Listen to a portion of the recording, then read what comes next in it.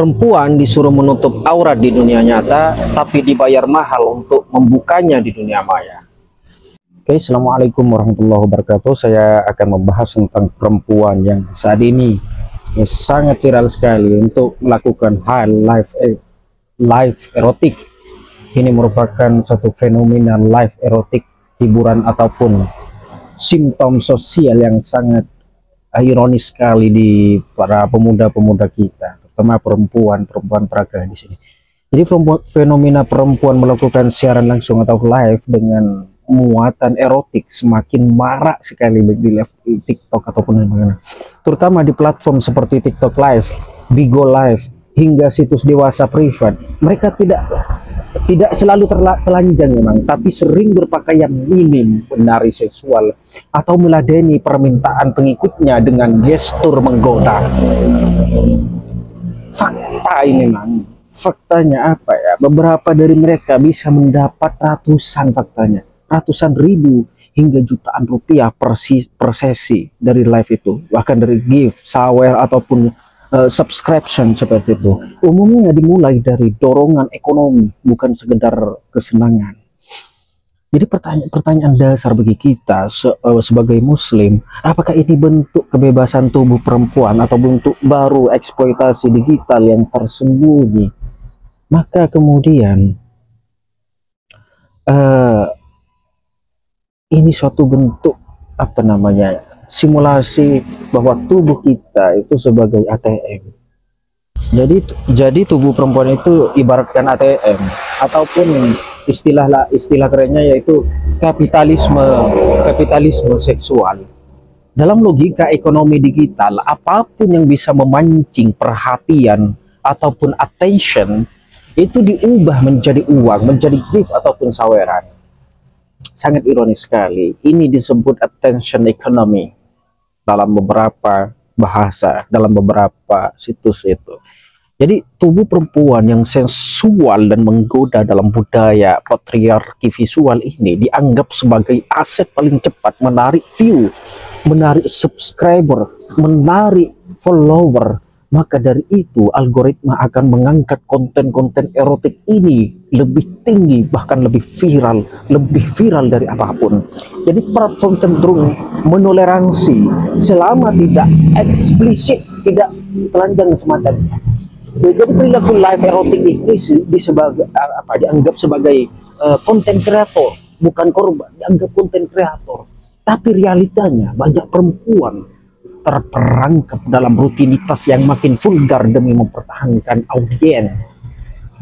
Mereka menjual bukan sekedar hiburan, tapi hasrat dan ilusi serta koneksi intim yang sangat maksiat sekali. Jadi secara psikologi ini disebut tekanan ataupun desakan. Apa ini pilihan sebagai individu? Sebagian dari mereka menyebut ini adalah pilihan bebas, tapi mereka mayoritas berasal dari kelas bawah, kelas ekonomi bawah, minim akses kerja formal, ada tekanan hidup di dalam kesarannya sih, biaya hidup ataupun orang tua sakit, anak butuh uang sekolah. Banyak dari mereka tidak punya pilihan karir lain yang cepat ini menghasilkan uang, ya mereka ambil. Maka kata pilihan di sini adalah jebakan ekonomi yang dibungkus kebebasan. Selain itu, mereka harus hidup dengan citra sosial yang dianggap murahan, stigma moral dari masyarakat, tekanan untuk tampil lebih seksi agar tetap relevan dan tetap ditonton, agar tetap mendapatkan live atau subscribe ataupun gift dari mereka penonton itu. Dari dimensi etika, empowerment ataupun eksploitasi diri ini, banyak feminim liberal menyebut ini adalah bentuk kedaulatan tubuh ataupun bodily autonomy. Perempuan punya hak atas tubuhnya, termasuk menjualnya atau tidak. Namun feminim kritis dan kaum sosiolog melihat hal ini sebagai konstruksi sosial oleh sistem patriarki digital. perempuan jadi alat hiburan laki-laki, meskipun sadar dan sukarela ada pergeseran nilai di sini. Martabat ditukar monetisasi bukan karena pilihan tapi karena sistem memaksa begitu. Jadi kebebasan bukan hanya soal bisa memilih tapi juga soal tidak dipaksa memilih dari keterbatasan itu tadi.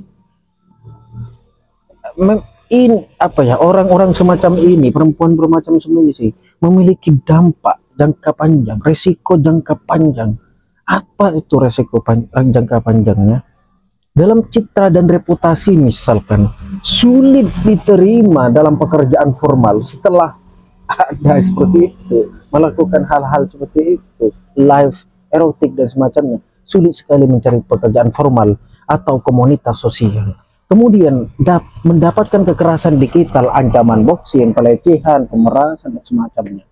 Kemudian dampak apalagi ketergantungan finansial, bergantung pada platform dan popularitas semua ini. Kemudian dampaknya apalagi trauma psikologis, ketergantungan antara identitas publik dan pribadi. Ini akan menciptakan rasa bersalah yang cukup panjang sekali. Jadi bagaimana seharusnya kita merespon mereka ini? Ya sebab hingga kini responnya seakan-akan tidak ada respon yang mumpuni, terutama misalkan dari negara. Apa sih penyebab dari hal itu? Masyarakat misalkan hanya bisa menghakimi, tidak bisa menawarkan solusi. Dari platform sendiri menikmati keuntungan tanpa perlindungan moral. Jadi tidak ada responnya, cuma begitu aja. Solusinya bagaimana? Ya harusnya ada penindakan sementara, tapi edukasi literasi digital dan seksual harus dikedepankan. Membuka akses ekonomi yang layak bagi perempuan, serta reformasi algoritma dan etika platform digital untuk mengedepankan nilai-nilai.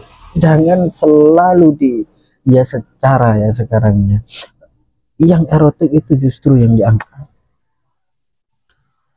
Ya perempuan live erotik bukan musuh kita, bukan satu momok bagi kita. Mereka adalah cermin paling telanjang dari dunia yang memperdagangkan tubuh lalu menghakiminya. Kita menghakiminya sebagai cewek yang tidak benar dan semacamnya. Kita tidak bisa bicara moral jika ekonomi tidak adil. Kita tidak bisa berbicara martabat jika perempuan tidak diberi pilihan selain menjual dirinya secara harfiah ataupun visual. Maka secara logika kita tidak boleh mengecam mereka, menjustifikasi bahwa mereka sebagai orang yang buruk, perempuan yang tidak masuk akal, perempuan yang hina, tanpa memberikan jalan lain, memberikan solusi lain bagaimana mereka harus menghadapi realita kehidupan, realita ekonomi yang cukup kejam, bahkan sangat kejam di zaman ini.